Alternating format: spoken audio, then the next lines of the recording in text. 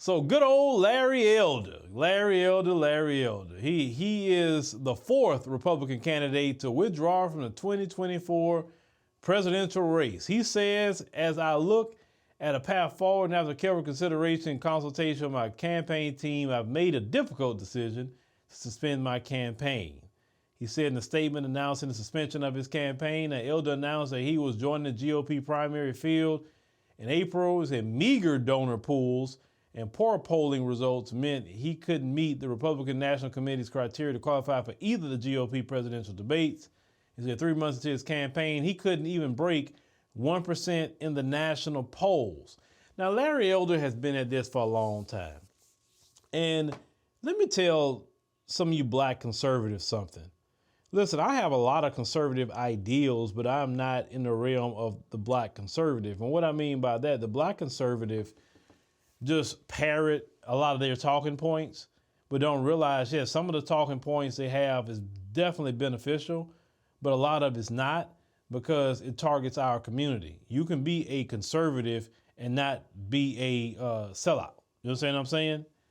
But when you're selling out the community, nobody respects you. Even the folks don't respect you. They don't respect you. They'll use you to say certain things, but they won't respect you. Let me say something else. Years ago, I went on a radio show, and on this panel, they had a white nationalist. And this white nationalist had brought up, I asked him a question about sellouts. And I said, let me ask you a question. What do y'all really think about black people who sell out the black community for y'all? They have a disdain for us, but they speak for y'all.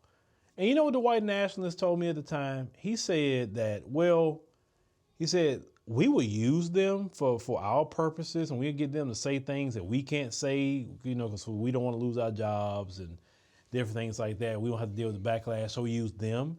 He said, but at the end of the day, we don't respect them, and they're dangerous at the same time. And I say, why is that?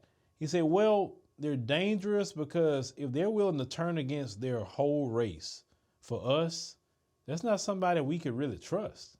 He said, how you can really turn against your own race for another group of people? How?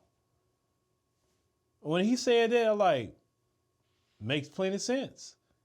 He said the sellouts are dangerous, even to them. So when it comes to them, do you really think they're going to put a sellout, a real bona fide one, in any kind of position of power like president? No, because they know that he could do any old thing because he sold his own people out. That's why I let nobody vote for Larry Elder. It's because it's not that Larry Elder don't say nothing that maybe you can agree with, because the broken clock is right twice a day, but the folks don't respect him. They just don't. Even though Tim Scott got elected as a senator, but them folks don't want to vote for him. They're not. And for sure, the black community not voting for him. And it's not because he's a conservative, it's because the thing is, when you say things like America is not a racist country and you don't see racism, black people's whole experience in America has been racism. Yeah, you selling out, bro. So black people not going to show up for you. And it's been proven. If we show up for you, you'll win. That's been proven. The Democrats cannot win an election if we don't show up. It'll be Republicans all day long. So it lets Larry know and other people know this. Don't sell out. You can have conservative ideals, but you don't have to sell out in the process. It's just that simple. But let me know what y'all think about, the situation with Larry Elder.